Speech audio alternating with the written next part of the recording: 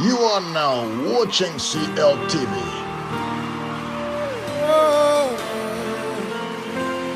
Please like, share, and subscribe.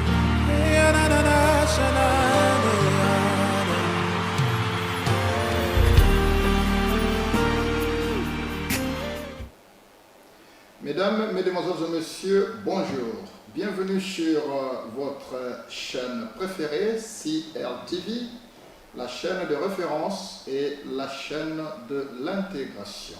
La chaîne qui vous aide à pouvoir être formé et aussi à vous former. La chaîne qui vous apporte les informations venant des professionnels. Aujourd'hui, nous avons le réel plaisir de recevoir sur ce plateau un couple merveilleux, Monsieur Junior Sumpi et son épouse, Madame Fallon Sumpi.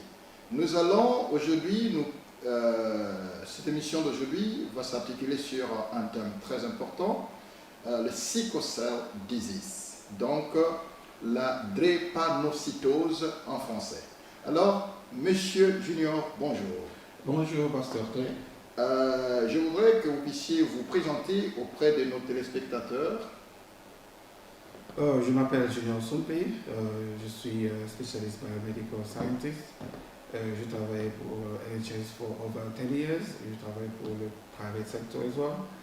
Et ma spécialité c'est biochemistry.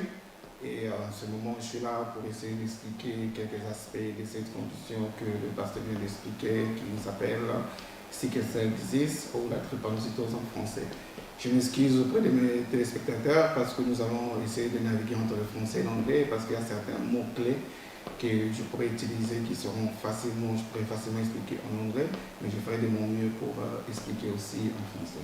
Merci, Monsieur Junior, d'être venu. Madame Marie Fallon, est-ce que vous pouvez vous présenter auprès de nos téléspectateurs? Je m'appelle Marie Fallon Sumpi. Je suis ingénieure assistant. Je travaille dans NHS, plus spécialiste in hematology and oncology for about 8 years. And I'm currently working in NHS blood and transplant, but specializing in the blood donation part of things. And so we're going to talk about sickle cell and combination of the importance of blood donation today. Merci, mesdames, mesdemoiselles et messieurs. Comme nous l'avions promis, aujourd'hui, nous allons parler autour de deux sujets importants. Le sickle cell disease, qu'on dit en français la drépanocytose, et le blood donation, c'est-à-dire le don du sang. Alors, nous allons rapidement poser la question, sans plus tarder, à Monsieur Junior. Qu'est-ce que vous entendez par la drépanocytose? En fait, la drépanocytose, si je pourrais bien l'expliquer, je dirais c'est une partie de inherited red blood cell disease qui affecte l'hémoglobine. Parce qu'en fait, il y a tant d'autres désordres qui découlent d'une malformation de l'hémoglobine. Et la drépanocytose, c'est l'un d'eux. Et notre cellule, l'hémoglobine que nous connaissons, qui transforme, qui share l'oxygène dans le corps, lorsque c'est affecté, il y a une forme qui l'affecte. Et ça empêche que le corps fonctionne d'une bonne façon. Et la drépanocytose, c'est une de ces conditions-là. Et en fait, ça c'est brièvement, mais durant cette interview, nous allons essayer d'aller encore en profondeur, essayer d'expliquer en détail vraiment comment l'hémoglobine est affectée pour ces gens qui souffrent de cette maladie qui s'appelle sickle cell disease. Ok, alors pour tous ceux qui nous suivent, il faut d'abord comprendre que l'émission va se tenir en anglais, et aussi en français ou en français et en anglais. Il y aura une combinaison de ces deux langues pour essayer d'aider nos auditeurs, aussi ceux qui sont en train de suivre cette émission. Donc si vous entendez les intervenants s'expliquer en anglais ou en français, ne vous gênez pas. Et surtout, si vous ne comprenez pas très bien, nos numéros sont sur le bas de l'écran, vous pouvez nous contacter s'il y a des questions pour qu'on essaye de pouvoir les décortiquer avec vous, avec l'aide de professionnels. Alors, qu'est-ce qui cause la drépanocytose dans la vie d'une personne, Madame Fallon? Cette question, Marie is in a better position to answer that question actually, so I'm going to let you explain it better. Ok. Alors, qu'est-ce qui cause la drépanocytose, Monsieur Junior? Bon, la drépanocytose, comme je l'ai expliqué, c'est une maladie génétique. Quand je dis inherited disease, ça veut dire que tu prends la maladie venant De tes parents, oui, oui. Donc, et cette maladie provient d'une mutation qui se passe dans les gènes qu'on appelle globin gene. Ok. Dans les globin gene, lorsqu'il y a une mutation, et cette mutation affecte la forme de l'hémoglobine. Donc l'hémoglobine, comme nous savons, je crois pour ceux-là qui regardent un peu certaines émissions de santé, l'hémoglobine a une forme là, une forme comme un donut, c'est comme une forme de disque. Ok. Donc ces gens qui ont la mutation qui se passe dans le globin gene, au lieu que leur cellule hémoglobine puisse avoir cette forme de disque, ça a une forme sickle. Donc c'est un peu comme a shape of comme genre lettre C en français. Donc cette forme-là n'est pas une forme qui est bonne parce que l'hémoglobine ne saura pas être en mesure d'être pendant longtemps dans le corps. Ok. Et aussi parce que la fonction de l'hémoglobine aussi c'est pour distribuer l'oxygène dans les différentes parties du corps. Ok. Et lorsque la forme-là est affectée, ça empêche que l'oxygène soit distribué. Et ça découle avec beaucoup d'autres problèmes, d'autres crises. Mais pour parler un peu plus brièvement aussi, tu ne peux inhériter. Donc tu peux recevoir cette hémoglobine qui est affectée de deux parents pour que tu sois en mesure de souffrir de cette maladie. Ok. Donc le papa et la maman doivent avoir la condition pour passer à l'enfant, c'est ça? Non, pas certainement. Parce que si les parents ont la condition qu'on appelle sickle cell trait. Ok. Donc sickle cell trait, c'est une condition où un parent a un gène, one gene qui est abnormal, qui est S gene, S hémoglobine, et l'autre parent, il peut avoir one abnormal, one anormal. Si je vais expliquer ça encore plus clairement, c'est que lorsque nous avons nos enfants qui naissent, il y a l'hémoglobine F. Ok. On appelle ça fetal hémoglobine, Ok. qui développe et ça change à devenir hémoglobine A. Ok. C'est l'hémoglobine qu'on trouve dans les adultes, qui sont des hémoglobines qui sont normales, comme je vais dire. Donc, il y a tant d'autres hémoglobines, il y a tellement beaucoup de variants, on appelle ça en anglais, il y a des variants, hémoglobine D, hémoglobine I, il y a tant d'autres. Ok. Mais pour un adulte qui est en bonne santé, on retrouve l'hémoglobine A. Donc, si un parent a l'hémoglobine A et l'hémoglobine S, et il se marie avec un autre parent qui a l'hémoglobine A et l'hémoglobine S, ces deux parents auront 25% de chances d'avoir un enfant avec des hémoglobines qui sont abnormales, qui seront DS. Ok. C'est lorsque tu as ces DS ensemble que tu vas développer la maladie du sickle cell disease. Ok. Un peu ça. Alors maintenant, quelles sont les options de dépistage et de prévention par rapport à la drépanocytose? D'abord, prévention, je vais dire, c'est essayer d'informer, comme nous faisons maintenant là, parce que nous sommes dans une société ou dans une communauté que beaucoup de gens ne sont pas à mesure de comprendre un peu cette maladie génétique. Parce que, comme je l'ai dit au départ, quand tu es sickle cell carrier, qu'on appelle sickle cell trait, tu peux vivre normalement, tu n'auras pas de crise ou de problème comme les gens qui ont la drépanocytose. Mais le problème est que lorsque tu te maries avec une personne qui est aussi sickle cell carrier, qu'on appelle sickle cell trait, vous deux, vous aurez une chance, 25% de chance d'avoir un enfant qui aura complètement une maladie sickle cell. Donc pour prévenir cela, je peux dire, il faudrait être informé de ce que tu as comme hémoglobine, et cela doit se faire par rapport à partir d'informer chez ton médecin de famille, qui va pouvoir faire des tests sanguins. Et ces tests sanguins, ils peuvent déterminer si tu es hémoglobine, tu es sickle cell carrier. Là, et ils vont te donner des conseils avant de commencer une famille aussi. Et ça va prévenir, parce que le manque d'information, ça nous amène à voir ce genre de cas. Et lorsque tu es, peut-être avant de commencer une famille, tu es informé, tu seras en mesure d'avoir cette option-là, de se dire, bon, on ne pourrait pas avoir des enfants qui auront cette maladie. Et ça, je dirais vraiment à notre communauté, nous devons essayer vraiment d'informer nos jeunes qui veulent se marier Il ne faut pas seulement aller dans de préalables que nous connaissons bien, arranger la fête, acheter une robe, essayer de commencer à chercher comment nous allons vivre. C'est aussi important pour votre santé de savoir un peu si vous êtes sickle Donc, en cell. d'autres termes, le test de dépistage avant de se marier. Chercher à comprendre un peu votre hémoglobine, Votre groupe sanguin aussi. et aussi, quand vous connaissez, ça pourrait vous aider à voir. Même si vous étiez follement amoureux de quelqu'un.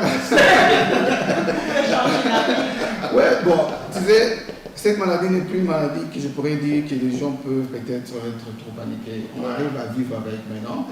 Bon, ce sera mieux de connaître et comprendre que vous aurez des challenges. Et quand vous aurez des challenges que vous êtes bien préparés, vous n'aurez pas à avoir de surprises. Ça peut créer des tensions dans votre couple. Mais si vous avez déjà été informé par votre médecin que voilà, vous aurez un enfant qui pourrait être là, alors là, vous serez déjà bien préparé. Parce qu'on ne veut pas que cette surprise arrive pendant que vous êtes ensemble et ça pourrait causer beaucoup de pression. Et cela, on ne veut pas parce que les pressions de santé des enfants peuvent aussi amener dans le divorce et puis ça peut aussi amener dans le trouble. Aussi une sorte de l'instabilité aussi dans la vie conjugale. Parce que si on a les enfants tout le temps malades, c'est pas intéressant. Et puis aussi, pour juste ajouter ce que mon mari a dit, when you mentioned about the 25% chance, and it's actually 25% with each pregnancy. So it's not just a one-off. So if you have 4 children, you could have 4 children affected with sickle cell. Am I right there? Yeah, that's right. So le 25% n'est pas dit que quand tu as un enfant qui a eu ça, donc tu n'auras plus. Donc tu as au moins 25% d'avoir des enfants qui auront fully sickle cell disease. Tu as 50% de chances d'avoir des enfants qui seront sickle cell carrier. Et tu as 25% de chances d'avoir des enfants qui ne sont pas malades du tout. L'hémoglobine A, ils seront AA, tu vois. Donc, je vais dire en français, si tu es AS, et tu te maries avec quelqu'un qui est AS, vous aurez 25% d'avoir un enfant SS dans chaque prégnancy. Donc dans toute fois que tu auras de grossesse, tu auras ces 25% de chances. Et tu auras aussi 50% de chances d'avoir les enfants qui seront comme toi, si tu as cette carrière. Et tu auras aussi 25% de chances d'avoir les enfants qui ne seront pas malades, ils seront absolument bien. Donc cela, ça ne sera pas comme si tu as une fille ou un garçon, ça ne dépend même pas du sexe. Et ça sera à chaque grossesse. Donc, si nous parlons de la drépanocytose, en d'autres termes, c'est le SS dans nos milieux francophones. Beaucoup de gens parlent de SS. Il y a des enfants SS. C'est bien connu. C'est un peu maladie, des enfants maladifs à tout moment. C'est ce qui est très dangereux. Et maintenant, quelles sont les options de traitement si jamais quelqu'un avait cette condition? En fait, d'abord, quand je parlais à la première partie, j'ai parlé de la prévention. La prévention, c'est chercher de comprendre que c'est une maladie qui affecte plus Black and Caribbean origin. Pourquoi? Parce que, en fait, c'est intéressant parce que, en fait, comme... Pourquoi toujours le noir et les gens des Caraïbes? Bon, ce que je vais dire, c'est qu'il y a eu des recherches qui se sont faites pour faire comprendre que notre corps s'adapte à l'environnement où nous vivons. Donc, c'est intéressant pour que les gens apprennent. Si tu es AS, tu es moins chanceux pour avoir la malaria. Les gens qui sont AS n'arrivent pas à être affectés par la malaria. Donc tellement que notre corps s'adapte dans nos environnements, comme je dis, ceux qui connaissent la théorie de Darwin, qui vont comprendre Charles Darwin, qui expliquait que à chaque fois que tu mets un organisme dans un environnement, l'organisme s'adapte. Ça s'adapte pour résister à certaines choses et aussi pour essayer de s'adapter à l'environnement. Donc tellement que la malaria affecte plus ces pays-là qui sont plus dans les zones tropicaux comme Caribbean, Africaine, ça fait que notre corps a développé cette mutation-là d'avoir cette hémoglobine S. Et cette hémoglobine S-là va te protéger contre la malaria. Malheureusement, lorsque tu te maries avec quelqu'un qui a aussi AS, maintenant, ça découle maintenant de l'hémoglobine SS, qui amène que l'enfant sera maintenant malade. Donc pour ceux qui sont AS, ils sont protégés contre la maladie et puis ils vivent notre vie normale. Mais le fait que quand tu te maries, et tu deviens maintenant à mesure d'avoir un enfant ASS. Donc c'est juste une question de ce qu'on appelle, ce que la théorie de Darwin a expliqué, comment notre corps s'adapte. Et l'habitation a été développée. Ça, ils ont des recherches qui ont été faites, qui ont prouvé que pourquoi. Ce n'est pas une malchance, ce n'est pas une malédiction de Dieu. C'est juste que, c'est pas la sorcellerie dans notre monde, c'est juste que notre environnement. La malaria n'est pas une maladie qui est vécue dans le pays comme ici en Angleterre et tout ça. C'est une maladie qui affecte plus les pays africains, les pays tropicaux et tout. Ce qui fait que nous avons eu cette mutation de notre système génétique et nous avons connu, et ça amène maintenant cette maladie de la drépanocytose. Vraiment. Ça, c'est vraiment intéressant. Et alors, si jamais quelqu'un avait cette condition, quelles sont les options disponibles pour le traitement? Est-ce que ça se traite, ça se soigne, ou si vous en avez, on ne peut pas être soigné? Bon, en fait, ce que j'ai remarqué, c'est qu'il y a beaucoup de cas que nous avons vus en Afrique, par exemple, où cette maladie, c'est comme si c'est death sentence, quoi. Des gens qui ont ça, et souvent on étudie avec des amis qui ont voyé SS, on savait qu'ils vont peut-être pas finir l'école primaire, d'autres même mourir avant qu'ils deviennent adultes. C'est juste que cette maladie, si nous comprenons comment réduire les complications par rapport à ça, tu peux vivre une vie normale pendant un temps. Les traitements en fait que nous avons maintenant, là, qui est verable maintenant, c'est juste le traitement on appelle ça bone marrow transplant. En français, on appelle ça la moelle osseuse, quand on va remplacer cela. Bon, ce traitement est juste, c'est un traitement qui sera vraiment bien et il y a beaucoup de succès lorsque ça s'est fait pendant que l'enfant est encore jeune. Parce qu'en fait, pour remplacer les bone marrow, ça demande beaucoup de matching. Il faut qu'il y ait beaucoup de concordance avec la personne qui te donne ça. Il faut vraiment avoir cette chance-là d'avoir un really tight matching. Tellement que ça peut causer beaucoup de complications. On n'arrive pas toujours à le faire quand tu es adulte. Donc lorsque tu deviens adulte, tu dois soit continuer à consulter ton médecin et essayer de voir des options pour essayer de réduire les complications qui en découlent. Et la science nous amène aussi maintenant à voir une autre option qu'on appelle gene therapy. Donc le gene therapy, c'est aussi une good option qui est maintenant que les gens sont en train de faire dans la thérapie de gènes. C'est juste, ce traitement amène à enlever cette mutation-là. Essayer d'enlever l'ADN qui est avec cette mutation qui amène les globines gènes à être défectés. Et maintenant, on introduit un gène qui est correct. Et on le prendra où pour l'introduire? Pardon, juste parce que tout le système du corps, c'est dans le sang et tout. Et comme tu as l'ADN, ils peuvent essayer d'injecter. Et c'est vraiment compliqué. Là, vraiment, c'est un truc que je dirais aux gens, c'est vraiment spécialisé, à un niveau où il faudrait vraiment consulter un spécialiste qui sera là pour essayer de vous expliquer avec détail tout le procédure.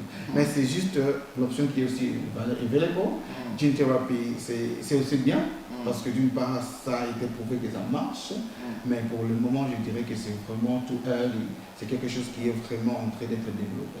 C'est aussi une des options pour les traitements pour les gens qui souffrent de la drépanocytose. Alors, prenons quelqu'un qui nous suit maintenant là. Mesdames, Mesdemoiselles et Messieurs, n'oubliez pas d'aimer la vidéo, de la partager avec le vôtre, parce que ce sont les informations les plus importantes qui peuvent nous aider en tant que communauté humaine, en tant qu'individu, en tant que couple, de pouvoir vivre une vie heureuse. Vous savez, quand on aime une femme ou on aime un homme, on a les enfants, on est en train de rêver d'avoir une vie heureuse. Et les enfants étant une bénédiction de la part de Dieu, ça ne sera pas intéressant d'avoir les enfants qui sont tout le temps malades parce que ça va affecter même la façon dont votre famille doit vivre, c'est-à-dire l'harmonie de votre famille. Alors, cela étant, je vous demande, mesdames, mesdemoiselles et messieurs, vous tous qui nous suivez, de pouvoir bien vouloir partager cette vidéo et aussi de souscrire pour que vous ayez toutes les fois que nous avons les informations, que vous ayez, comme je disais, les informations des professionnels tels que CLTV est en train de vous les proposer. Alors, monsieur Junior, je reviens à vous rapidement. Comment maintenir une bonne qualité de vie avec la drépanocytose? Pour quelqu'un qui a déjà la maladie, comment peut-on maintenir une bonne qualité de vie? Ok, ça c'est intéressant, surtout parce que... Parce que c'est déjà arrivé, n'est-ce pas? Comment est-ce qu'on peut vivre avec? C'est intéressant, parce que là, j'aimerais vraiment essayer d'ajouter un peu que les gens qui ont la drépanocytose, ils souffrent de beaucoup de crises. Ok. Et ces crises-là sont des crises qui découlent du fait que le corps n'arrive pas à avoir enough oxygène. Ok. Et aussi le fait que notre hémoglobine n'arrive pas à être là durant longtemps. Parce qu'il faut le dire clairement, je vais dire aux gens, quand vous avez defective hémoglobine qui est S, l'hémoglobine là ne dure que 10 à 20 jours. Ok. Alors que quand tu as l'hémoglobine A, qui est l'hémoglobine normale, ça dure de 80 à 120 jours. Ok. Déjà, vous devez comprendre déjà avec ça que la personne qui a des sickle cell, il aura toujours peut-être des crises d'anémie, il aura des ça anémiques à plusieurs reprises. Et aussi, il aura ce qu'on appelle le jaundice. Et souvent, ça se remarque chez les enfants. Tu vas voir avec les enfants qui ont des yeux jaunâtres. Ce qui fait que lorsque l'hémoglobine est détruite, ça release ce qu'on appelle bilirubin. Et ce bilirubin-là, c'est ça qui rend les enfants devenir avec des yeux jaunâtres. Et tellement qu'il y a ces crises, il y a des douleurs aussi. Et les douleurs-là sont le fait que quand un enfant, des clots qui arrivent par le fait que le sang ne circule pas bien. Et lorsque le sang ne circule pas bien, ça amène certaines parties de ton corps à souffrir de manque d'oxygène et il y aura des douleurs. Et ces douleurs-là, ça peut venir dans n'importe quel niveau dans ton corps. Et ça ne prévient même pas. Cela tu ne sauras même pas, des fois tu peux avoir ces douleurs-là arriver à n'importe quel moment. Just like everywhere in the body, all over your body. Ce que je voudrais dire, pour bien vivre avec cela, il faudrait d'abord être à mesure d'être informé. Il faut vraiment te documenter. Ce que nous parlons maintenant, je croirais que nous sommes en Europe, beaucoup de gens pourraient bien avoir des informations sur Internet, sur leur médecin. Il faut être éduqué. Pour les enfants, cela demande aux parents de comprendre d'abord la maladie que leurs enfants ont et de s'informer. C'est pour cela même cette édition est importante, parce que la communauté, nous avons des situations où il y a des barrières de langue, il y a des barrières, parce que si on est en Angleterre, nous parlons l'anglais, et il y a des choses que les parents ne comprennent pas.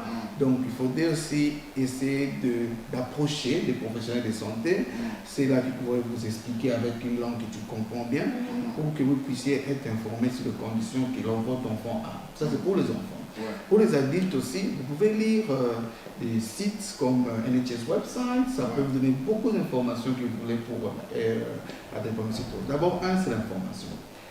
Deuxièmement, c'est essayer d'avoir une vie stable où vous connaissez déjà que quand vous voulez voyager, par exemple, informer cette condition pendant que vous voulez voyager, parce que cette condition, quand vous voyagez, par exemple, prenez l'avion, il faudrait que vous puissiez faire connaître votre condition.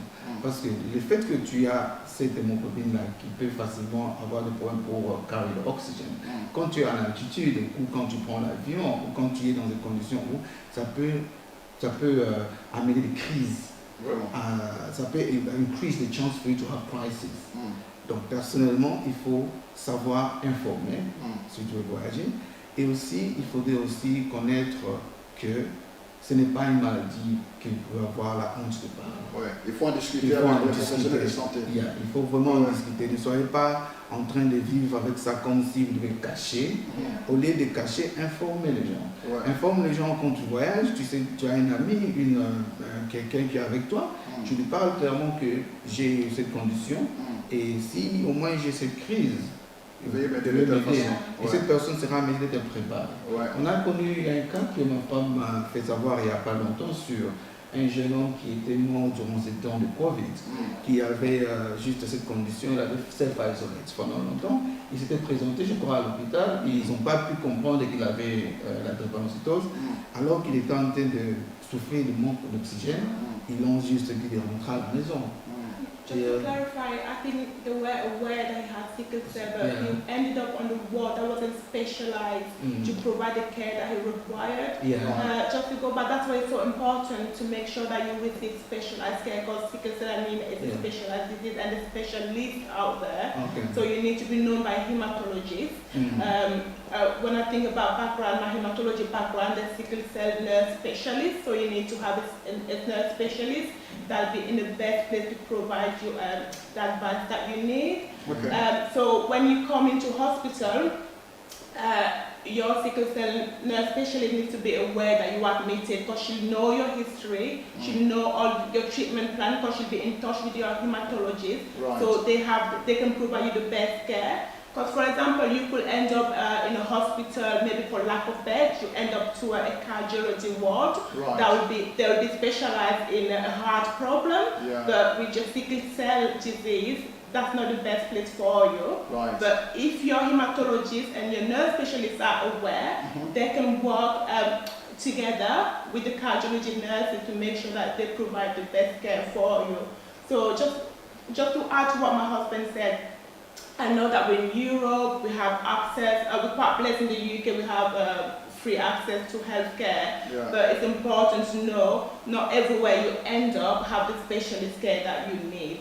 Right. That's just what I wanted to add. I think with the story that my husband was saying, it was on the news, I can't quite remember, I think it was The Guardian or BBC. What happened to the young man? He ended up to a ward, but unfortunately the nurse didn't have the experience to nurse, especially a sickle cell patient. Right. So he was talking to them saying that he needed oxygen, but because they were looking at the number, his saturation was found over 98%, but which if you're a general nurse, you won't be worried. But because as a sickle cell, my husband very well explained what sickle cell is. For him, he knew his body, he knew that he was lacking oxygen, so Right. he needed some oxygen.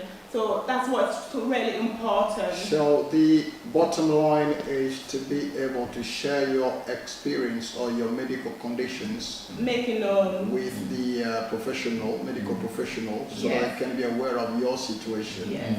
prior to attempting any kind of treatment. Yeah, make Right, so- sure that if you go to a ward, you let them know of if you have a nurse specialist. If you Yeah. haven't got a nurse specialist, make sure that you get one, but you should really, especially if you're in the UK, Right. you should have a nurse specialist, because you're being known by a hematologist who will link you to your nurse specialist. Right. That sounds very interesting. And you come across this kind of cases very much. Yeah, when I was a hematology nurse, I look after sickle cell patients quite regularly. And like my husband said, a sickle cell crisis, it is an emergency. Right. It is because they are in a lot of pain. If you're a general nurse, you might not understand sometimes. You might think that they're making it up, but they can look well. They can just say that they're in pain. All the observations will look absolutely fine. Your blood pressure, your saturation will look absolutely fine sometimes. But it's important to listen to the patient.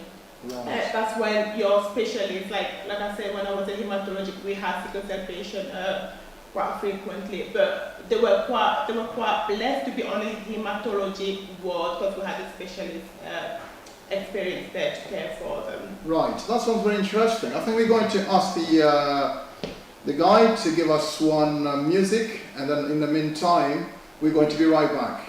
Stay tuned. You are watching CLTV. Okay, we've just received a phone call from someone who's calling from outside the studio who was very much touched by this show, and she wants to talk to the professionals. There you go. Hi, lovely. Hiya. Hi, What's your name, sorry? Mara. Hi, nice to meet you, Mara. Hi. My question is, obviously, the sickle cell has, it's impacting a lot of people, but I don't think many people have awareness of it. How do you think that we can actually make awareness of, in the Black community about it? Sorry, what are we talking about? What, the sickle? Sorry, just for your brother. Yeah, sickle cell. Your brother has sickle cell, did you say? No, just sickle cell, because I'm a student nurse. Ah. Yeah, I want to specialize in hematology, so I just wanted to know how can we actually make awareness of sickle cell in the Black community? Yeah, I think it's talking about it. I think it's talking about it and just being proud, because I think sometimes people just feel ashamed, or being black is already hard enough anywhere with everything going on in the world. So it's just a bit being proud, embracing it, and talking about it, being vocal about it, not being afraid about talking about sickle cell, making people aware of it. Just wherever you find, and so I made congratulations being a student nurse, by the way, it's the best thing ever. What year are you in? Best year. Yes, great choice. Yeah, so talk about it. And obviously, as a black nurse, it's amazing that you have interest in hematology. To be honest with you, I specialize in hematology and oncology since I qualified. I work on hematology and oncology wards for about 9 years, and I'm currently working on as a blood donation, which is still hematology. So it gives me that good understanding really of nursing patient with sickle cell and understanding the importance of blood donation as well. So to answer your question, talk about Remora, your friends as well, even if they're not African, even if they're not black. Sometimes you see that it's just people are not aware, it's a lack of awareness. Start the conversation. Don't feel free to start the conversation as well, wherever you find yourself. Yeah. All right. Thank you. All the best with your training. Where are you training? Chester. And just an advice as well to training, just try and request some placement on the hematology wards as well, and see how it goes. And I think on your last placement as well, you can select where you want to go. And when you apply for jobs, just put out there that you want to work on the hematology or oncology wards. Yeah, you do good. It's been really. I love nurses. Thank you so much for ringing. Bye. Oh, bless her. Bye-bye. Oh, bless her. Oh.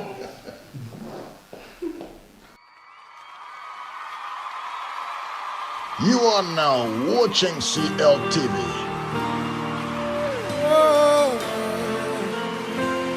Please like, share, and subscribe.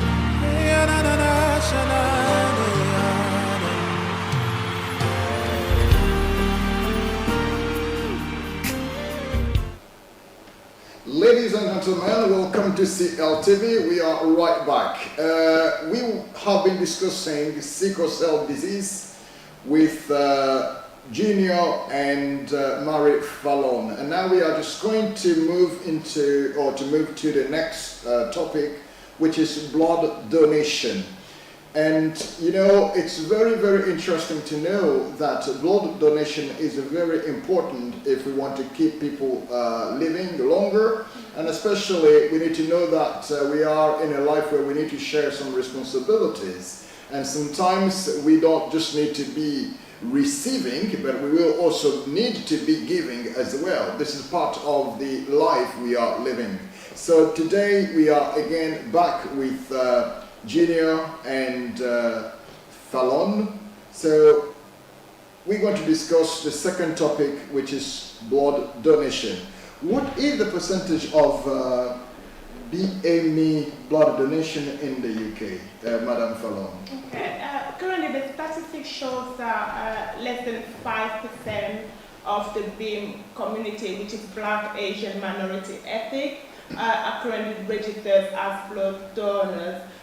Which is quite an alarming figure, because if you look at how many, what percentage of the BIM's population lives in the UK, it's about 14%, 14 to 16% of BIMs actually live in the UK, and there's over 68 people living in the UK. So if you look at those numbers, it's quite alarming to see how many people are donating. And how my husband has just been talking about sickle cell, and he's beautifully mentioned that sickle cell, we just focus on sickle cell, but there's so many diseases. Sickle cell, the majority of people affected with sickle cell are people of African and Black Caribbean communities. Right. So when you look at that, and it's about 14,000 to 15,000 people in the UK living with sickle cell. So when you look at all those numbers, you see that the percentage of being registered as blood donor is quite low. So if we are the most affected by sickle cell, for example, and we need to be receiving more bloods, and if we don't donate, where do you get the blood from to give to all these people affected? That is a very good question, Pastor Clay, because you will think that we will be donating because we know that we need the blood back, or we know someone that need the blood back. That's right. And that's just based on sickle cell, for example. But if you start thinking a bit further, and you start thinking women in childbirth for anemia need a blood transfusion, or if you start thinking someone has been in an accident, they need a transfusion, or it's not just blood, it could be a blood product as well. Yes. Transfusion. So that's a good question. So if the BIMS community is not donating, it's telling me that other ethnicities are donating. And working in the blood donor center, the majority of blood donors are white ethnicity, Right. which does raise alarm. So what's the main reason for the people from black minority ethnics not to donate blood? What's the main reasons? I couldn't tell you exactly what the main reason is, but I think it's the lack of awareness. Because being in an African community, blood donation is not something people talk about. Right. I don't know if you guys have someone ever mentioned to you, oh, I'm going to donate blood. Right. It's not really something talked about. If I am willing to give to donate my blood, how does it work? That's a great question. So I'd say you need to register first. Okay. With my GP or register where? You can go on the website, that's myblood.co.uk, which is a good point to start from. Okay. Usually when you go on the website, it says register to donate. Okay. There's about up to 5 questions that they start you first, and that's just to identify if you're a potential blood donor. Although most people are able to donate, it's important to highlight that not everybody is suitable to donate. All right. Why that? There's different reasons why people can't donate. For example, myself, I can't donate. Why? Because when I tried to donate about 10 years ago, I did my first donation because with each blood donation there's a test that the blood is tested for different things. But it was picked up that I had malaria antibodies. All right. Which at the time I thought because I've just traveled to Cameroon to Africa, that's why I couldn't donate. So when I tried a few years ago, my blood test showed that I still have the malaria antibodies. Right. So which means that this will show up every time if I go and try and donate, so my blood won't be able to be given to an unwell person. Right. So reasons like that why you can't donate, but it's also reason like you can be deferred. My husband, for example, who's a blood donor, on his second donation, I think he was deferred because he had a low iron test. All right. Because we have ranges that we can accept in order for you to donate. So he was deferred, but that was just a short deferral. After 3 months, he could come back and donate. So the different reason why you can't, I couldn't go through the list today for you, but it's important that if you are interested to register, arrange your appointment, and when you turn up on your first donation, there's a donor health check, so there's a questionnaire that you go through, and a member of staff will go through with it with you. And if there's for any reason that you cannot donate permanently, we explain to you why we can't let you donate, and we always go through it and explain to you. And it's usually based on your own health or on the recipient health as well, that maybe a withdrawal will be made. Right. But like I briefly mentioned, there's a deferral as well, like my husband experienced short. Alors, mesdames, mesdemoiselles et messieurs, nous venons d'écouter une intervention très intéressante de Madame Fallon, qui est une infirmière. Elle nous parle aujourd'hui du don de sang, c'est-à-dire savoir donner son sang pour aider les autres malades dans les hôpitaux, qui en ont besoin éventuellement. Et le pourcentage de gens qui donnent du sang, surtout venant de la population de la minorité ethnique noire, c'est-à-dire nous, le noir, y compris les Asiatiques, est tellement, le pourcentage est très très éphémère. Et en plus, elle vient de nous dire très clairement ici que les raisons qui font que parfois les minorités noires ne donnent pas leur sang pour pouvoir aider les autres, c'est peut-être parce qu'ils n'ont pas assez suffisamment d'informations. Et si vous voulez aussi donner votre sang pour pouvoir aider quelqu'un d'autre, vous pouvez aller au site du NHS et là vous allez être à mesure de vous enregistrer pour pouvoir donner votre sang à quelqu'un qui en a besoin. Nous venons de parler au cours de notre première émission de la drépanocytose et nous avions compris que les enfants, les personnes souffrant de la drépanocytose ont un sérieux problème de la demande du sang. Et comment est-ce qu'on peut sauver toutes ces vies si vous et moi, nous sommes un peu sceptiques, nous ne voulons pas partager notre sang, donner notre sang pour aider les autres. Voilà pourquoi le but de cette émission, c'est de pouvoir nous aider à comprendre de la bouche des professionnels ce que nous pouvons faire pour être utiles dans la société qui nous a accueillis, utiles pour les autres qui ont besoin de notre soutien. Voilà, ça c'est la chose la plus importante que nous venons d'écouter auprès de Madame Fallon. Voilà, je voudrais poser cette question le plus rapidement à M. Junior, qui nous parlait de la drépanocytose et les enfants ou les personnes souffrant de cette maladie ou de cette condition ont souvent besoin de sang. Maintenant, quelle est l'importance de la transfusion sanguine pour les drépanocytoses, Monsieur Junior? Merci beaucoup pour cette question. C'est une question vraiment très pertinente. C'est simple pour comprendre. Les gens qui sont de la drépanocytose sont souvent anémiques. Ils arrivent à avoir des problèmes d'anémie. Donc, ils auront besoin de sang pour essayer d'avoir une bonne vie, une bonne façon de vivre. Donc, ce sang ne peut venir que de vous et moi. Le sang que des personnes de bonne foi. Bon, pourquoi nous avons cette situation que ma femme vient de parler à propos de notre communauté ou de gens qui viennent de la même place que nous, qui fait un problème, c'est que pour donner le sang à quelqu'un, il y a ce qu'on appelle compatibilité. Il y a certains types of blood que tu peux seulement trouver par des gens qui viennent de même ethnicité. Donc les statistiques démontrent que les gens de même ethnicité sont 10 times more likely to have the same type of blood group.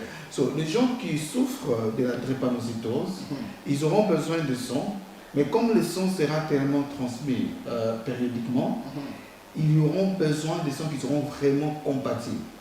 Donc la compatibilité va jouer seulement parce que si le sang n'est pas vraiment compatible, ça peut endommager, ça peut abîmer ce moyen-là qu'ils utilisent pour leur donner une bonne vie. Et malheureusement, il y a récemment, ce que nous avons vu, je crois bien, dans les news, pour ceux-là qui visitent le website de NHS Blood Donation, il y a un problème qui se pose, qu'il y a moins de gens qui ont ce qu'on appelle les raw subtype qui donnent le sang. So, le raw subtype, c'est un subtype qui est seulement trouvé à 2% des gens qui sont enregistrés, des donneurs, et c'est plus ce sang qui est vraiment trouvé chez le noir. Et les gens qui sont plus dans des régions qui sont plus affectées avec cette maladie. Donc, ils sont vraiment en train de demander que les Noirs et les Africains puissent venir vraiment pour donner. Parce que si vous donnez avec cette raw subtype, ça sera more likely to be compatible avec certaines personnes qui souffrent de la drépanocytose. Parce que la transfusion de sang les aide à avoir une bonne vie et ça les amène à avoir une vie normale parce que en fait, le sang porte l'oxygène. Quand on te transfuse de sang, ça donne encore plus de chances de ne pas avoir de crise. Comme ton sang qui est affecté, ton hémoglobine qui est affecté ne fera que 10 à 20 days, 10 à 20 jours. Et si on te transfuse de sang d'une personne qui est healthy, qui pourra te faire 80 à 50 jours, ça va t'empêcher d'avoir des crises, de problèmes. Donc, sauver une vie en d'autres termes. Sauver une vie. Et la personne aura une bonne qualité, good quality of life. Donc, the best aim to transfuse people is to allow them to have a good quality of life. Il y a d'autres traitements, mais la transfusion de sang est one of the treatments qui est vraiment important. C'est très intéressant, madame. Oui, allez-y. I'm just going to add a little bit just to clarify what you said again.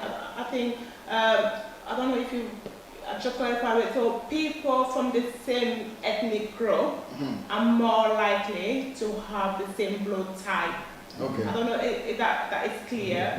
And when we go back to sickle cell anemia and black donors, as my husband mentioned about the raw subtype, which is critical in the transfusion of sickle cell anemia.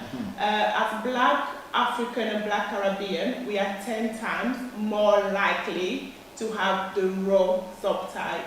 So that's why the importance of having beams, a blood donor comes in. I just wanted to clarify that. I think there's a good addition. Just C'est highlight intéressant. it. Donc, nous qui sommes de la minorité noire, ethnique noire, nous pouvons mieux aider les nôtres lorsque nous donnons du sang pour pouvoir aider ces gens-là. C'est très intéressant. Je pense que, Monsieur Junior, vous avez vous-même été là pour donner du sang. Si la régie peut nous balancer l'élément de Monsieur Junior qui est en train de donner du sang. Blood donation by Mr. Junior Sumpi. La régie.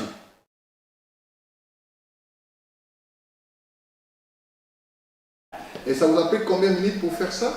En fait, ça n'avait pas ajusté, c'était une très bonne expérience. Et ça, c'était avant Covid. Ok. Je crois qu'il y a récemment aussi, il n'y a pas 2 mois passés, j'étais parti en coordonnée. Donc, c'est vraiment une good experience. One of the things que j'ai vraiment aimé, one of the things I really like is after this experience, they keep on tracking you about the updates, what the blood's been given. Ok. So, ils étaient en mesure de m'informer que ton sang que tu avais donné a été donné à l'hôpital, de tel hôpital dans le pays. Ok. Et tu te sens que tu as pu sauver une vie quelque part. Voilà. J'aimerais vraiment ajouter ça comme ma femme parlait à propos de cette, pourquoi c'est trop lourd, les statistiques montrent que nous ne donnons pas trop.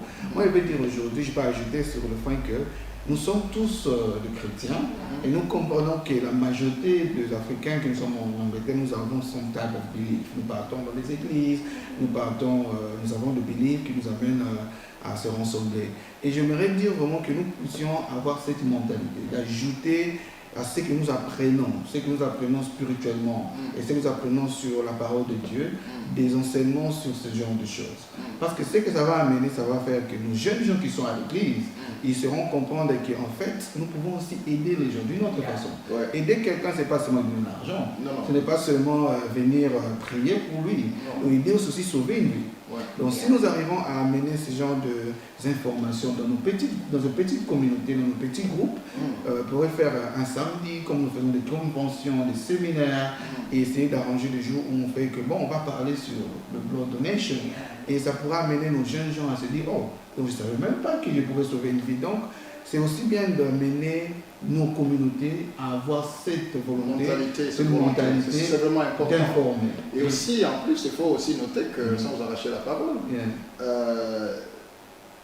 donnez aux autres comme vous aimeriez qu'on vous donne. On vous donne, ouais. Parce que c'est pour là aussi que vous ayez telle situation, vous aimeriez que l'on vous donne du sang. Oui, c'est ça. Et maintenant là, c'est l'occasion de donner aussi parce qu'il y a quelqu'un qui est dans cette situation. C'est vraiment ça. Ouais. Donc en fait, c'est juste, je pars, comme vous l'avez dit, nous avons à donner parce que nous avons aussi besoin de ça un jour. Et nous pouvons le dire, on ne sait pas. C'est pas seulement quand tu as la drépanocytose, il faut signer. Tu n'auras pas besoin de sang que quand tu es sickle cell, tu souffres de sickle cell anémie ou tu souffres de sickle cell disease. Tu peux avoir une surgery, tu peux avoir un cancer, tu peux être anémique, parce que l'anémie, ça peut arriver à n'importe qui. Tu peux avoir le problème de iron, parce que nous, on a des situations où tu vois ton corps, moi-même j'étais low iron, oui. Et si tu dois avoir des traitements, on doit peut-être vouloir voir que si ton sang est lourd, on doit vouloir te transfuser le sang.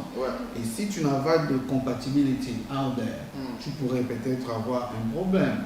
Donc essayons de penser à ça de cette manière. Ça peut nous arriver à n'importe quel moment et nous devons seulement avoir cette volonté de donner un service. S'il faut comprendre que peut-être qu'il y a un peu de manque d'informations auprès de minorités ethniques noires vivant au Royaume-Uni, comment est-ce que vous, en tant que personnel de santé, vous faites pour pouvoir atteindre toutes ces personnes qui n'ont pas l'information?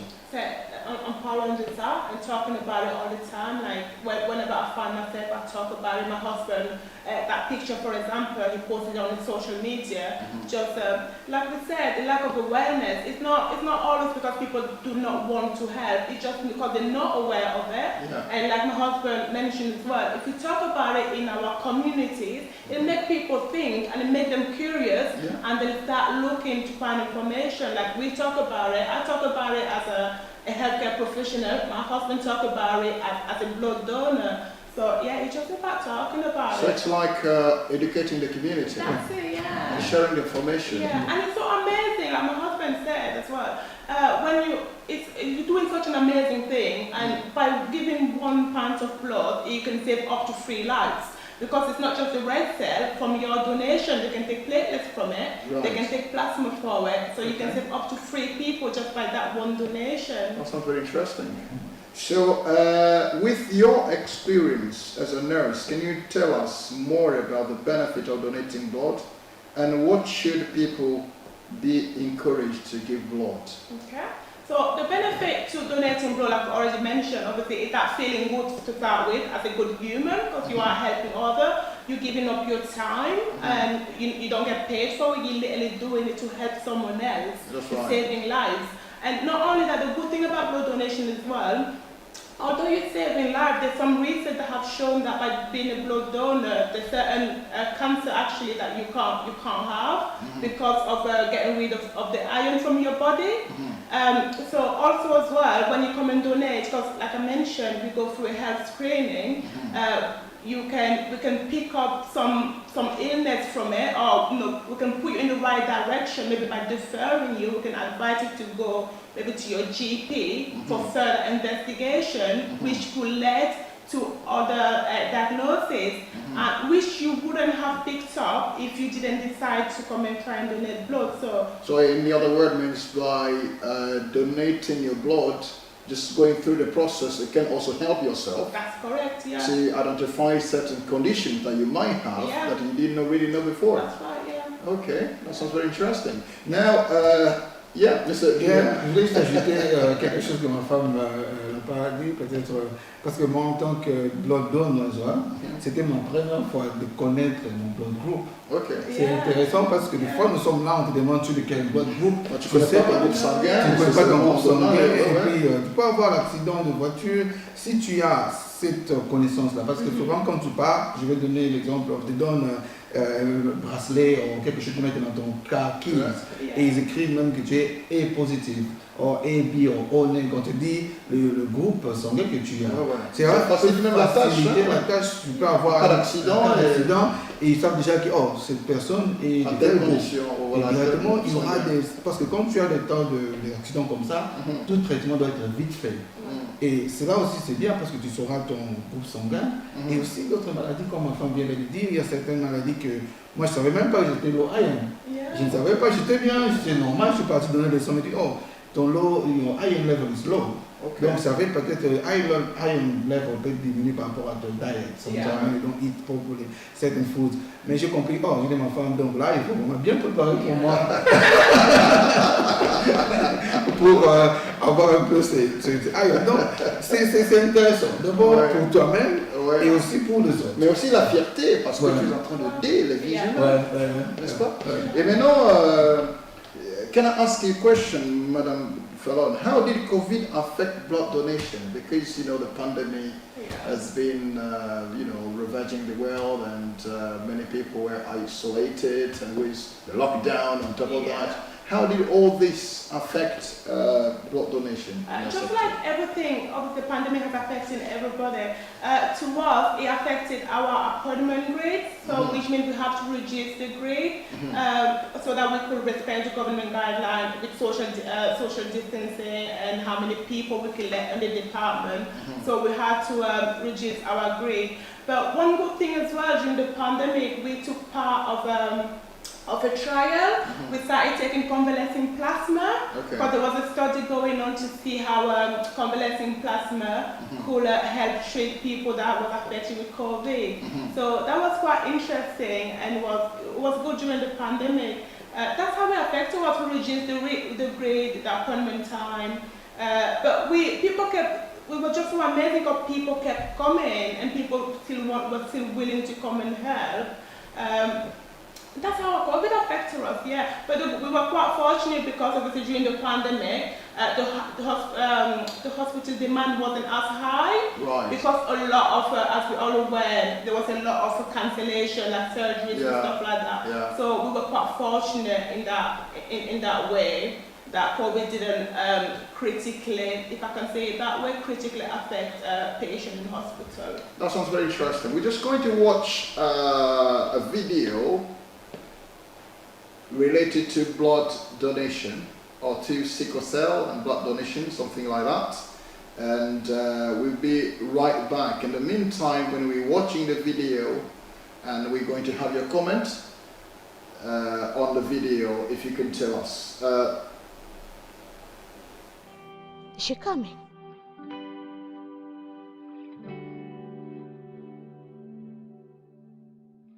My name is Salome Milan, and I have sickle cell disease. It's a disorder that affects your red cells. They are hard to move in the veins, so my blood gets sticky, and that causes pain in my body. So we resorted to blood exchange, and it's helped me live. And also it has given me a bit of hope. I have 3 children, 2 girls and a boy. It's like blood exchange has bought me time to be with them. It doesn't sink in that there's someone out there taking their time to donate this blood. But today, I found someone actually who has donated to me. I feel very sort of lucky to have been able to meet somebody, and somebody who would have sort of also wanted to have meet me as well, and to see how my blood donations are making a difference in her life. Is she coming? Oh. Hello. Zanga. Yes, I am. Okay. Nice to meet you. How are you doing? I'm good. How are you? I'm Should be fine. asking you. My children made you a card. Oh God. Thank you cards to you. They even know you already. Thank you from the bottom of my heart. Without your blood and the blood of others like you, my wife would never have survived to see children grow. I can't thank you enough. And I thank everyone who really donates, because they are the reason, you are the reason we are living. People from the black background have that rare blood Yeah, that that rare some blood. of us survive on. Unfortunately, I don't know many black donors. Maybe they don't know that black donors can also, carry the RO subtype, which can help people with sickle cell. Just go out and do it. I mean, what have you got to lose? It's not actually hard. So if you're thinking about it, please do. 3, 2, 1, donate! Blood. Plaisir d'avoir suivi cette vidéo avec beaucoup d'émotion de quelqu'un qui était presque sur le point de mourir, mais une étrangère qui lui donne de son sang. Après le lui avoir donné, la dame retrouve la vie. Comment pouvez-vous vous imaginer que vous avez du sang que vous n'utilisez que pour vous et que ce sang peut faire de la différence dans la vie de quelqu'un d'autre? Je vous invite, mesdames, mesdemoiselles et messieurs, à suivre cette émission avec beaucoup de sérieux et à comprendre que nous devons être une bénédiction pour quelqu'un d'autre. Cette femme que vous venez de voir, une mère de 3 enfants, est dans une situation critique, sans le sang de la dame que nous avions vu entrer pour l'embrasser, et cette maman de 3 enfants devrait peut-être mourir. Et nous pouvons sauver des vies humaines. Et en suivant cette vidéo, en tout cas, ça nous a laissé avec beaucoup d'émotion. Et je crois que vous pouvez aussi, vous, marquer la vie de quelqu'un. Marquer la vie de quelqu'un en utilisant le sang que Dieu vous a donné gratuitement pour pouvoir aussi donner gratuitement afin d'aider les vies humaines. Monsieur Junior, je voudrais revenir à vous pour pouvoir vous poser la question. Quelle est la joie que vous aviez éprouvée, vous, après avoir donné du sang et que l'on vous apprenne que le sang que vous aussi vous avez donné a aidé quelqu'un dans sa vie qui était presque sur le point de mourir? Quel était le sentiment que vous aviez? Vraiment, j'ai été rempli de joie, honnêtement, parce qu'en tant que chrétien, nous avons cette mission d'être compassionate. La La compassion. compassion. Donc, la compassion, c'est quelque chose que tout chrétien doit avoir. Tu donnes sans recevoir de retour. Ce que nous faisons, c'est ton temps que tu prends pour réserver le rendez-vous. Tu peux avoir peut-être demandé day off from work. Les jours que tu pouvais aller travailler, tu pouvais peut-être earn something, mais tu as dit, je prends ce jour pour aller donner le sang. Et la plupart aussi d'employeurs, quand vous leur Oui, dites ça, que ils vous vous laissent. voulez faire ça pour Ouais. donner du sang, Yeah. et Donc, ils donnent du ouais, ouais. Ils ont vraiment cette flexibilité. Quand vous dites que j'ai un rendez-vous pour donner, ils disent, ok, tu me dis quand ce sera le jour, je te laisserai partir. Et c'est aussi cette volonté que tu donnes, tu démontres que tu fais quelque chose sans attendre de retour quelque Ouais. chose. Et cela vraiment m'avait rempli de joie. Et en fait aussi, c'est, comme je vous ai dit au départ, on vous informe même qu'il y aura, ils ont été donnés dans tel hôpital. Et tu te dis, bon, qu'est-ce que je fais avec ça? Et je sais que je serai reçu gratuitement de Dieu. Et je voudrais aussi essayer d'appuyer ça parce que beaucoup de gens croient que le sang de notre corps, ça doit diminuer. Le sang est recyclé. Hein? Ouais. Donc après ça, 120 jours, ton sang est recyclé dans ton spleen. Et tu as des new red cells qui sont. Et puis, de tout ça, Donc tu ne perds rien. tu ne perds rien. Ouais. Donc, et puis, ils ne peuvent pas te laisser donner des sang s'ils savent que tu as des problèmes de santé. Donc, ils font des checks pour voir que toi tu n'es pas affecté et celui qui sera le récipient sera pas aussi affecté. Le receveur ne sera pas aussi affecté. affecté. Ouais. Donc ils sont en train de look after you for you to look after the other person. Ok. Donc il y a tout un système qui est très bien fait. Et personnellement, dès que je l'ai fait, j'ai commencé même à demander, parce qu'après avoir donné, tu auras un temps où on doit te laisser avant de donner encore. On va te dire, bon, tu vas donner après 2-3 mois, et après ça, ils vont t'appeler et tu vas dire quand tu es disponible. Et tu peux être toute ta vie en train de donner, il faut donner combien de fois? Tu peux donner autant de fois, mais je crois que je peux passer ça à ma femme parce qu'elle est bien placée pour parler de ça. So as a blood donor, you can give from the age of 6-17 to before your 66th birthday. As a first-time donor, you can. But once you register, you can donate. There's no age limit as long as you're feeling your fit and you're still passing the health screening. There's no age limit as a blood donor, but you have to be from 17 years old for your first donation. Ça c'est très intéressant, Madame Fallon. Et maintenant, s'il faut revenir à la vidéo que nous venons de suivre tout de suite là, les deux dames n'étaient pas de la même ethnie. Qu'est-ce qui a fait qu'il y ait compatibilité du sang? But if you can see, the other girl was mixed race, so there's a possibility she has some Caribbean or black or African background in her. Okay. So, and all the other lady was. La donatrice du sang était métisse. Mixed race, yeah. Okay. And the lady was black. That's what she mentioned as well. As my husband said earlier, she mentioned the importance of raw subtypes and being a black donor as well. And she also, and I love that video. She also mentioned how she doesn't know any black person that donates. Again, I know we've already touched that. It's just about awareness. I just love that video. It makes me so emotional. It's how très d'émotion ici sur le studio. Yeah, it's just they don't know each other, and that donor is keeping this lady alive, and she showed us her children and her husband. Une mère de 3 enfants avec son mari. Yeah. Donc sans le sang de cette femme métisse, elle serait peut-être morte. Yeah. Et les enfants vont rester orphelins, les filles vont rester orphelines, le fils orphelin, et le monsieur va rester veuf, sans femme. And it just showed Un petit geste qui peut sauver aussi des vies humaines. Exactement. Un grand prix. Oui, c'est ça, juste donner ton temps libre, et tu peux sauver la cassette. A donation can save up to 3 lives. En donnant a bag of blood, tu peux sauver 3 personnes juste par une visite, quoi. It's really important. Mesdames, Mesdemoiselles et Messieurs, veuillez souscrire sur cette vidéo. Je vous en prie.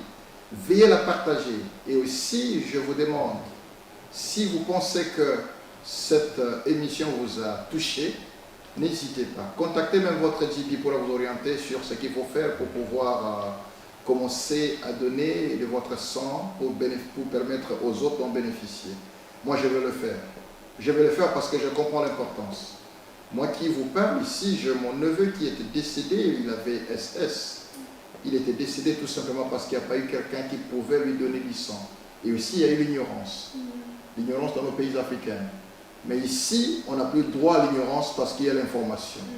Et le fait seulement de suivre cette émission, c'est pour vous dire que vous aussi, vous pouvez faire quelque chose.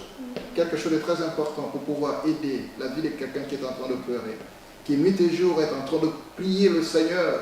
Oh, comment est-ce que je peux avoir du sang? Comment qui peut me donner? Tu peux être la réponse à cette prière. Alors, sans plus tarder, j'aimerais remercier ici vous tous qui nous suivez et vous tous qui partagez cette vidéo. Et avant de terminer, faudra-t-il poser encore la question à nos invités de pouvoir nous dire un peu clairement la situation de la drépanocytose et le don du sang.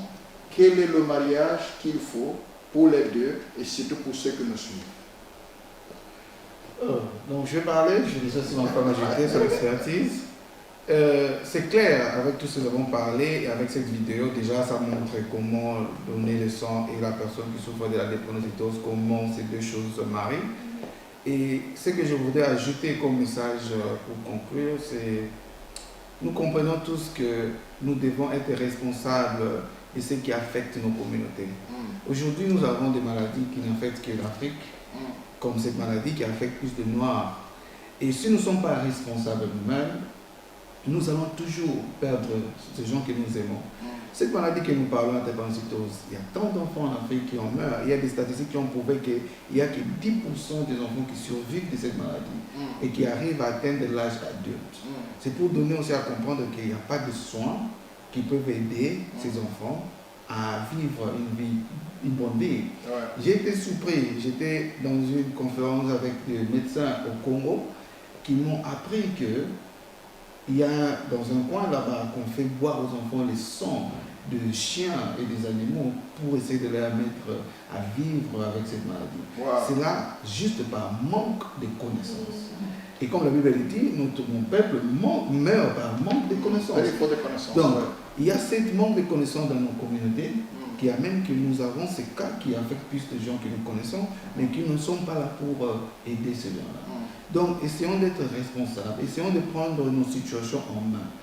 Il n'y aura pas de gens de l'extérieur qui vont venir nous aider. Si nous-mêmes, entre nous, nous ne pouvons pas le faire. Donc, essayons de nous aider entre nous, essayons de nous informer et prendre ces situations à cœur parce que ça affecte plus le monde. Merci, Docteur Junior. Et Madame Fallon, est-ce que tu as un mot de la fin pouvant t'adresser à des milliers de personnes qui te suivent maintenant? My husband pretty much covered everything. I think the question that I want to leave people to think about today is, if you're not registered as a blood donor and your relative, it could be your wife, your spouse, your children, ended up needing a transfusion, where do you want that blood to come from? If you are sat at home, you're healthy, there's nothing preventing you, for example, ask yourself, who should be there to save your relative? I know we talked about a lot about beings, about black people, black African, because we are in an African community, but it goes into a big, larger community than that, but I'm focusing on the African community. Who do you want to help your African brothers and sisters requiring a blood transfusion?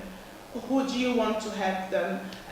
We've touched many topics. It's about compassion, it's about love, and I know a lot of Africans are Christian. It's about having that love as Christ loves us. So we just need to remember to love others. We can help others in different ways. And I just wanted to add as well, Pastor Claire, if you allow me. We're giving up our time to do this show. We're not getting paid for it. It's just to educate our community, to bring an awareness, because we do not want people not to be able to help by lack of awareness, and that's what we're doing this show. And my organization that I work for has nothing to do with this show. They don't even know that I'm doing this show. It's by the love of our community that me and my husband have taken our time, and Pastor Clay as well has taken his time. And he could be with his lovely wife and his family. It's the love of the community that's bringing us here together. That's what I wanted to add. Ça c'est très important, mesdames, mesdemoiselles et messieurs. J'espère que les paroles que nous venons d'écouter cet après-midi sont d'une importance très capitale. Nous sommes ici non pas pour faire de l'argent, nous sommes ici pour pouvoir vous apporter les informations professionnelles. Lesquelles informations qui viennent à vous en vos propres langues, la langue que vous parlez, la langue que vous connaissez. Et si vous avez des questions, n'hésitez pas de pouvoir nous contacter. Il y a nos numéros ou notre numéro qui est en train de défiler au bas de l'écran. Contactez-nous si vous avez des questions ou écrivez-nous, commentez sur cette vidéo et nous allons parvenir à toutes vos questions acquis des droits et vous apporter des réponses. Surtout, comprenons que Dieu nous a donné une vie. Cette vie, nous ne pouvons être heureux que si tous ceux qui sont autour de nous étaient aussi heureux. Et nous pouvons faire de petites choses. Lesquelles petites choses peuvent créer de la différence. Voilà, je vous invite, mesdames, mesdemoiselles et messieurs, à ne pas rester indifférents. Cherchez par tout ce que vous pouvez faire, vos moyens, à pouvoir entrer en contact avec vos GP. Allez sur le site internet de le Service national de santé, ici. Enregistrez-vous si vous pouvez le faire, afin de sauver des vies humaines. Et nous aimerions aussi marteler là-dessus pour dire que, écoutez, Le sang que nous donnons, on ne le donne pas qu'à de drépanocytose. Vous aussi, vous pouvez avoir besoin du sang. Nous roulons tous à bord de voiture. Il peut y avoir un accident routier. Et on fait l'hémorragie, on a besoin du sang. Et c'est le sang que quelqu'un donne qui pourra vous aider. C'est comme si vous pouvez aussi avoir cette volonté de donner de votre sang. Ça pourra aussi aider les autres. En tout cas, le temps pour nous de pouvoir remercier Monsieur et Madame Junior Sumpi d'être venus ici cet après-midi, partager avec la communauté africaine votre expertise et que Dieu vous bénisse. Au revoir. Bye bye. Please like, share, and subscribe.